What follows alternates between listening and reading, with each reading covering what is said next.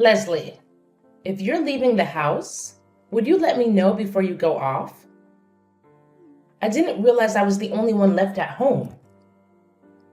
You told me you didn't have to work today. So, where are you then? You will be home before lunch, right? I thought you would prepare lunch for me since you're not working today. Oh, I'm sorry, Hannah. I wasn't feeling well this morning, so I went to the doctor. I'm still waiting for her to see me, so I may not be able to come home in time to make your lunch. Oh, that's unfortunate. I didn't realize you weren't feeling well. Do you have a fever? Yeah, I've been coughing all night. I took some medicine and some cough drops, but it hasn't really helped. It seems I may have come down with a cold. I hope it's just a cold at least. Oh no, you better not give it to me. You know, I have diabetes, and any infection would make it hard for me to recover. That's why I keep telling you to take care of yourself. You're so selfish and inconsiderate. You don't think enough about what kind of effect it would take on me. I don't want to get hospitalized over a cold passed down from you. Yeah, I certainly don't want to get you sick either. I'm sorry. I was trying to be careful, but I had to work late these past 2 weeks, and I think it's taken a toll on me. I've been drinking a lot of herbal tea like you told me to. It's probably the sudden change in weather, too. It could get really cold in the morning. I need to find a warmer jacket for myself. Oh, stop thinking about spending more money. I have an extra down jacket that you can wear. I'll lend it to you, but make sure you return it after dry cleaning. See? This is what you get for not listening to me. So, who's gonna make dinner tonight? Well, I have a fever. I don't think I'll be able to cook it all. It would be nice if you could make us dinner tonight, or perhaps we could just get delivery. I'm certainly not cooking dinner. Then I hope you're okay with delivery. I'll let Chloe know and she can throw you the menu from any restaurant you want to order from. Well, what are you going to do about Hector's dinner? He's most likely gonna be late tonight. I don't think he's gonna eat at home with us. Oh, is that so? He hasn't been coming home lately. He has. It's just past midnight. He seems very busy. Aren't you worried about him? Don't you care about how he's spending his nights? Well, he tells me he's been busy at work. Do you believe that? You actually think he's working every day until 1 a.m.? Are you sure you know what's going on with him? You don't even have a clue, do you? I always knew you were oblivious. Leslie, you need to face reality. No one will appreciate your know-it-all attitude. Hector is working full-time and providing well for our family. Why do you need to work? Why not stay home and take care of the house more? Maybe Chloe needs you at home more often. I was always there for Hector when he came home. I baked fresh pastries for him every day. Do you even know how to bake? There are more important things waiting for you at home. Sorry, I just got a call. I have to go. Go ahead, do your thing. I'm just trying to give you some advice. But if you don't want to take it, that's your loss. It's no wonder Hector doesn't want to come home to see you.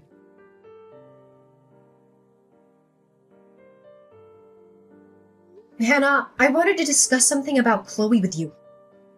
Oh, Leslie. I thought you were at work.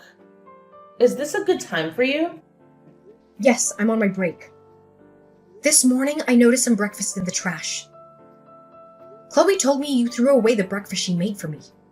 That? It was overcooked and nearly burnt. I didn't think it was fit to eat. Besides, I thought she made it for me.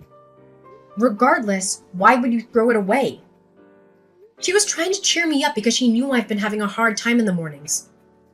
Well, I saw her in the kitchen and then things started to smell burnt. I was worried about a fire hazard. Trust me, it wasn't edible. You would have had a stomachache by now. I saw it and it didn't look that bad. It was burned on one side, but the other side seemed fine. Either way, I think you owe her an apology. What? Apologize to my own granddaughter? For what? You wasted her efforts and food. She was really upset this morning. Well, I'm not apologizing. That breakfast wasn't fit for consumption. It wasn't meant for you. Then you should be grateful. And what's with this attitude? Are you like this with her teachers too? Always on the lookout for someone who's upset Chloe and making them apologize? No, I don't do that. And I don't think I'm in the wrong here. That's your perspective. You only listen to Chloe and believe what suits you. You have no right to talk to me like that. Why don't you teach her how to cook properly? She's in middle school and can't even make eggs right. How will she find a husband with those cooking skills? She's quite helpful in the kitchen for her age. There you go again, not taking any feedback from me. Her cooking skills are below average, just like yours were when you started out. It took me a while to get used to your bland cooking. If that's how you feel, why don't you cook for yourself from now on? And there it is again. Chloe is just like you. She needs discipline. Maybe it's because of how you treat her? Chloe is a wonderful girl who cares about others. Are we talking about the same Chloe? The one who called me an old hag when I threw away that breakfast? She needs to learn some manners. Okay, Chloe crossed the line by calling you that. But I think you crossed one too. See? Here you go again. You cannot take one piece of criticism. I really think I should talk to my son and tell him to expedite the divorce. If Chloe says she chooses to be with her dad, I thought that would be a good choice. But now I wish you were both gone. I don't want to live with either of you. I hope you take her with you when you leave this house. There's really no need for you to worry. We plan to do that anyway. Oh, you're planning to leave? Really? Dare I dream? Yes, we've had quite enough. And when might you be leaving?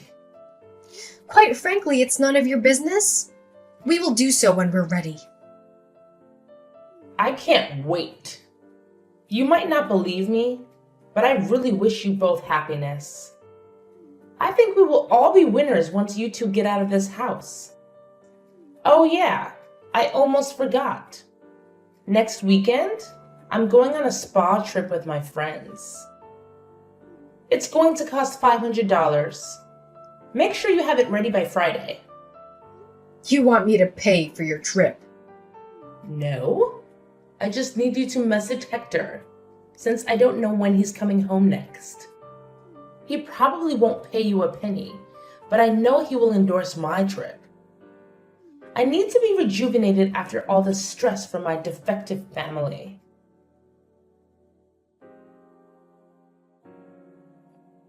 Leslie, I'm arriving tomorrow at 6 p.m. Could you make sure to pick me up at the airport? I have a lot of luggage, so I will need your help. I told Louise and Shirley that you would give them a lift too. I don't think that's gonna be possible, Hannah. What? I already told them that I would take them home. Don't embarrass me in front of my friends, Leslie. You should be able to leave the office a few minutes early. It's not like you're doing anything important. I'm sorry, I can't come pick you up. I am exhausted from my travels. I have no time for discussion. You decided to go on the trip. Please go home by yourself. Ugh, you are so irritating. Why do you always do this to me? It's never an easy conversation with you.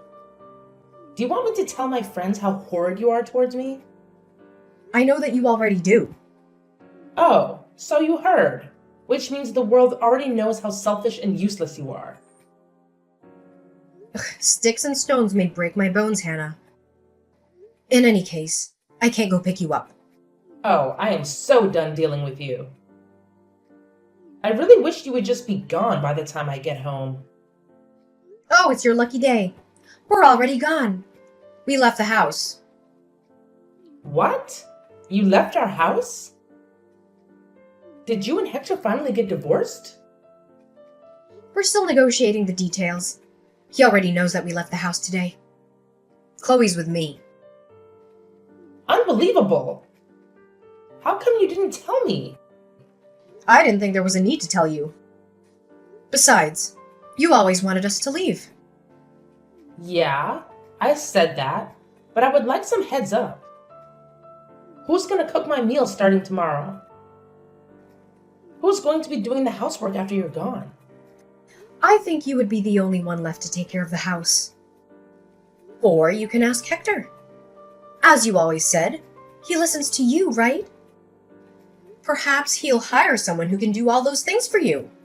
There's no way I can ask him that. But it's okay. I'm a little surprised at how soon you decided to leave, but it was bound to happen at some point. What a relief. Same goes here. You were unpleasant until the very last moment. So you're going to start a new life as a single mother. Good luck with that monster teenager. I'm sure she will keep your hands full. I hope you won't have to go pick her up at the police station anytime soon. At any rate, I want nothing more to do with either of you. Even if you had run out of money, don't even think about coming to me. Absolutely. I have no intention of seeing you again. Once this divorce is settled, I won't be asking you or your son for anything. We'll see about that. Do you even know how much college tuition costs these days? I mean, room and board on top of that? You seriously think you can manage to pay for all that single-handedly? Don't worry. Chloe's a straight A student. Besides, she's thinking of applying to colleges where she could get a full scholarship. That way, she won't have to rely on me completely. Nothing will hinder her from completing her studies. Huh. We'll see if she can keep up her grades until graduation. At this rate, she might get expelled for her mischievous behavior. I am fully supportive of my daughter. She knows what she's doing, and she has a dream of becoming a social worker to help out children who are undeserved. As a mother, I will do everything I can to help her dream come true.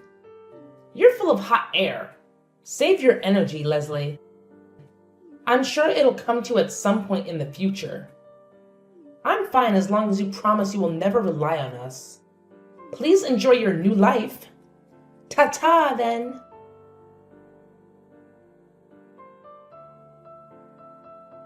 Leslie, can you speak now? There's something I want to discuss with you.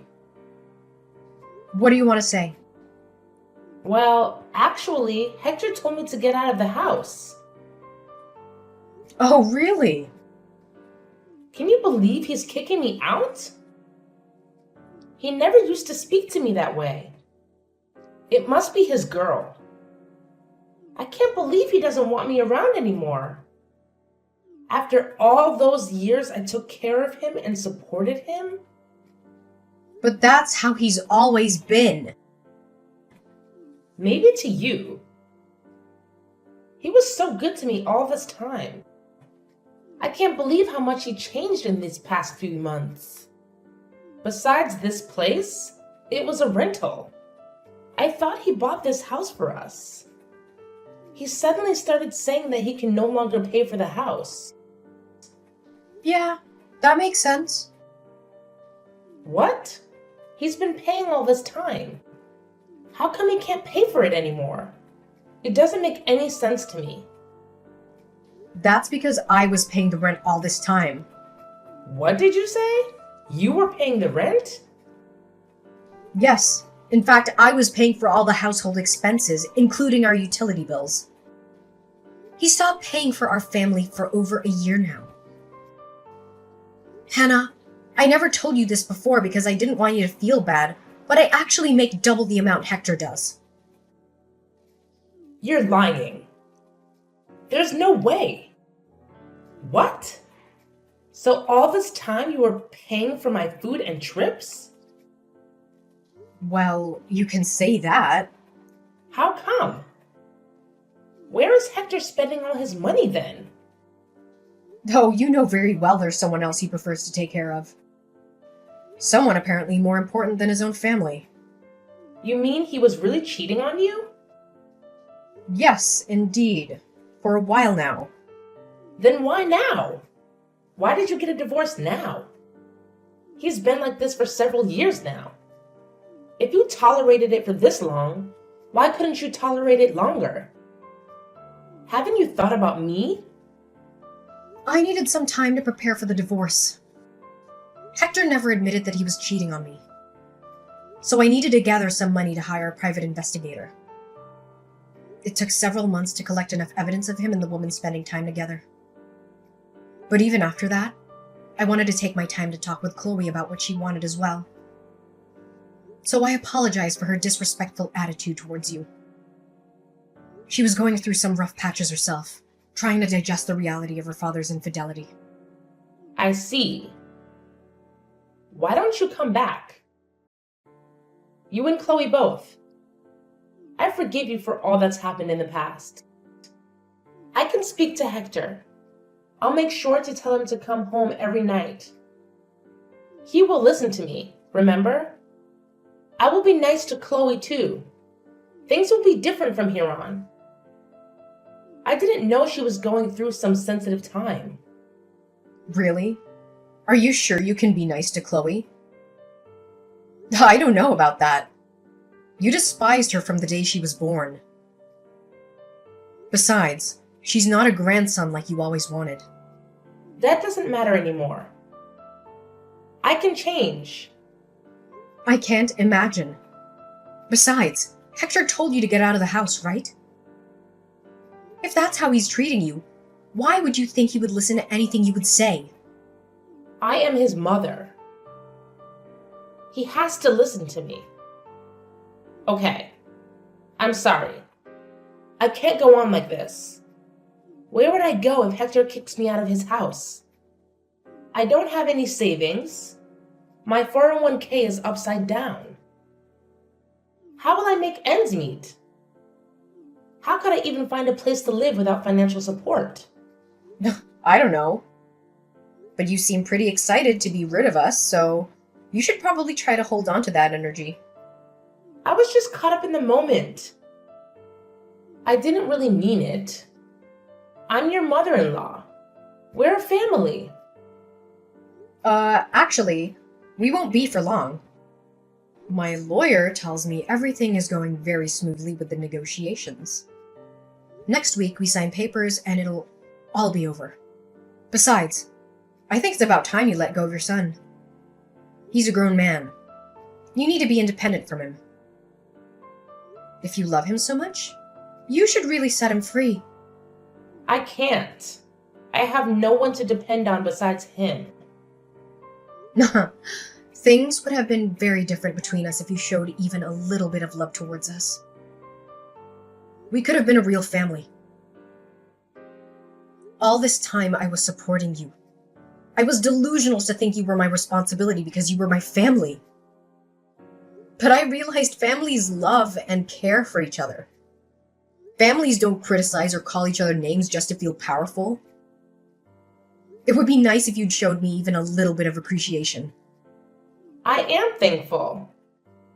I didn't know anything about it. No one told me you were the one paying for all my needs and expenses. If you had told me about it, I would have been much nicer to you. That is pathetic, Hannah. I wish I didn't hear that at all. Okay. Please, Leslie, How would you forgive me then? I know my apology won't reverse the divorce, but I'll do anything for you to come back. Please. I might become homeless next month. You're the one that said don't come running home. Even if we encounter any financial troubles. Now that you find yourself in one, it's okay for you to come running to me? You're absolutely shameless. Please, I beg you to forgive me. I will never say anything to harm you.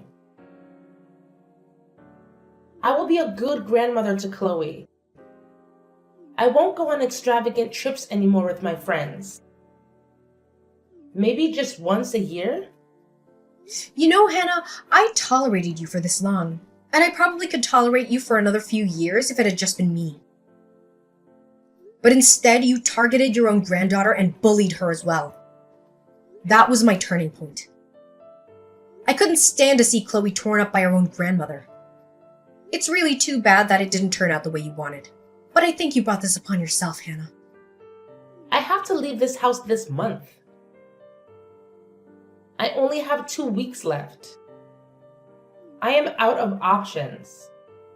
I will listen and be obedient going forward. Anything you want me to do, I will do so. Please let me live with you. Don't you realize that you are pleading to the wrong person? You should tell your son that. Besides, remember, you told me never to rely on you. Same goes for me.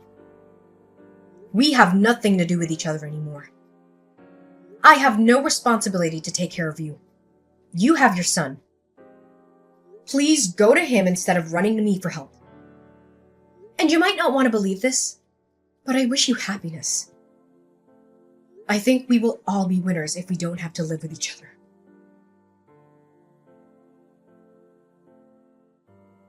After finalizing my divorce with Hector, I was granted custody of our daughter, Chloe.